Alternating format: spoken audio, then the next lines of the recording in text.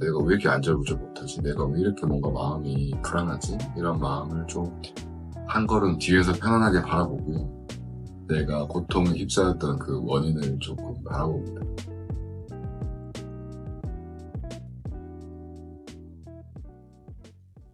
안녕하세요. 오늘도 카메라를 켰습니다.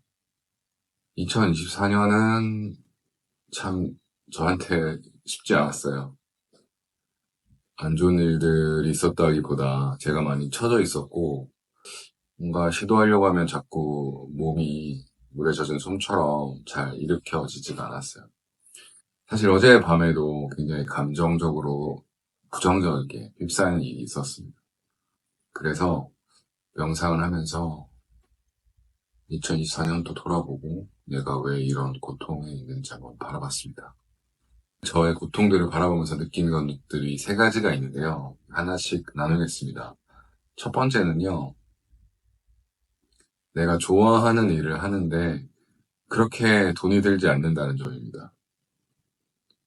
저는 취미로 컨텐츠 흥이라는 춤 장르 하나를 오랫동안 배우고 실천하고 있는데요. 돈이 많이 들지 않음에도 불구하고 저한테 정말 인생의 중요한 순간들, 알아채는 순간들, 그리고 깊은 즐거움, 삶을 함께 살아갈 좋은 관계들을 선물해 주더라고요. 얼마 전에 이 컨텐츠 큰 연말 맞이 파티가 있었어요. 저는 공연은 하지 않고 공연에 관람자로 갔는데도 불구하고 이런 순간이 나한테 있구나 하고 참 마음이 좋았습니다. 그러면서 내가 정말 나를 행복하게 해주는 것을 하는 데는 생각보다 돈이 필요하지 않구나. 내가 이런 곳에 나를 놓여놓기만 하면 되구나. 이걸 느끼고 참 감사했고 또 한편으로는 부끄러웠어요. 뭔가 좋아하는 걸 하고자 더 윤택한 삶을 살고자 막 돈을 벌고 막 인간관계에서 딱딱해지고 그러지 않습니까? 저도 그랬는데 그냥 그 사실을 알고부터 마음이 좀 이완되더라고요. 두 번째는요. 내가 무엇을 이루고자 할 때 그것을 한 번에 크고 빠르게 성취하려고 하는 것보다 작더라도 꾸준히 실천해내는 게 훨씬 더 힘이 강하다는 걸 알게 됐어요. 저는 생산 욕구가 굉장히 큰 사람입니다. 그래서 뭔가를 이뤄낼 때 굉장히 창조력도 많이 생기고 열정도 많이 생기는 사람이에요. 하지만 이런 생산 욕구에 빠져 있을 때 놓치는 것들이 많은 것 같아요. 굉장히 뭐 인간관계에서의 평정심이라든지 무엇이 맞고 틀린지를 이렇게 분간하는 눈도 많이 흐려지는 것 같아요. 일종의 이것도 도파민 중독 상태인 것 같은데요. 성취해내긴 내더라도 그 과정에서 이 생산하는 순수한 즐거움을 잊어버리게 되기도 하고 끝나고 나서 굉장히 소진되기도 하는 것 같습니다. 물론 잘 안 됐을 때는 잃어버리는 것도 많겠죠. 하지만 무언가를 이루고 싶을 때 혹은 생산해내고 싶을 때 마음을 좀 더 차분하게 가라앉히고 작은 것이라도 꾸준히 이렇게 쌓아 나간다면 뭐 한 달, 두 달, 3개월, 6개월, 1년 이렇게 쌓아 나가면 이 사람이 무엇을 하는지도 주변 사람들이 부담 없게 잘 인식하게 되고 그 꾸준히 반복하는 것에 힘이 굉장히 큰 것 같아요.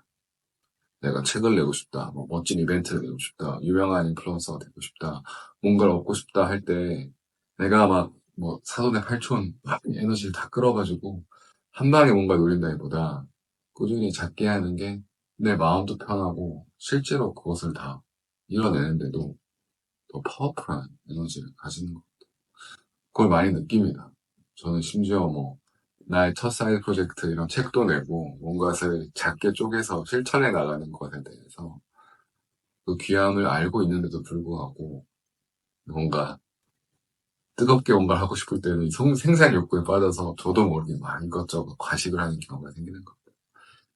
새해에는 작지만 꾸준히 해나가는 힘을 저도 믿고 그 아름다움을 실천하려고 합니다. 그리고 마지막 세 번째 알아차리는요. 한 사람이 내 인생에 나타나는 것이 얼마나 큰 영향을 주는지를 알게 된 거예요. 그래서 사람 관계를 참 소중하게 하면서도 보수적으로 해야 되겠다. 저도 누군가를 만나서 2024년에 정말 인생에 큰 영향을 미쳤더라고요. 그분이 인생을 회고하는데 내가 자신의 인생에 나타난 게 정말 누군가 나를 수영장으로 이렇게 수영을 하라고 막 밀어버린 것처럼 큰 영향을 미쳤다고 하더라고요. 저도 조금 놀랐는데요. 왜냐하면 저도 2024년에 나타난 한 사람 때문에 인생이 정말 많이 바뀌었어요. 새로운 일을 하게 되고 새로운 인연을 맺게 되고 그 역동이 2025년에도 계속 영향을 미칠 것 같은데요. 물론 다행히 이제 충격적이지만 긍정적인 영향이었습니다. 네, 이런 것들을 보면서 내가 잘못된 인연을 맺으면 이게 참 나한테 위험하겠다. 정말 내가 가려는 방향과 다른 방향으로 내 인생이 틀어질 수도 있고 또 많은 부정적 영향을 미칠 수도 있을 것 같다는 생각이 들더라고요. 제가 20대 초반에는 제 인생의 모토가 표면적이 넓은 삶이었어요. 그래서 한 사람이라도 더 만나고 뭐 밥도 한 숟가락 더 먹고 굉장히 이런 혼란을 즐겼었는데요. 돌이켜보면 지금은 정말 함께 성장할 수 있고 혹은 함께 깊어질 수 있는 사람들을 잘 골라서 깨어있는 정신으로 어떤 것을 취할지 말지를 잘 감각해서 소수의 사람과 관계를 가야 되겠다는 생각을 합니다. 여러분들은 어떠신지 모르겠습니다. 전 오늘 제가 2024년을 명상 속에서 회고하면서 알아차린 세 가지들을 나누고 싶어서 이렇게 말을 하고 있는데요. 네, 첫 번째는 내가 좋아하는 것을 하는데 그렇게 돈이 들지 않는다. 인생 좀 힘 빼고 소박하게 살아도 된다. 두 번째는 내가 무언가를 이루고자 할 때 한 번에 너무 크게 잘 되려고 마음을 많이 끌어다 쓰기보다는 오히려 조금 소박하게 작게 작게 하지만 꾸준히 반복하면서 내가 하고 싶은 걸 이루는 것이 더 힘이 크다라는 걸 알게 됐고요. 세 번째는 사람 한 명이 주는 영향이 너무 크니까 사람 관계를 소중하게 생각하고 또 한편으로는 조금 보수적으로 생각해도 되지 않나 이런 생각을 전했습니다. 여러분들은 연말 연초에 어떻게 내 지난 한 해를 회고하세요?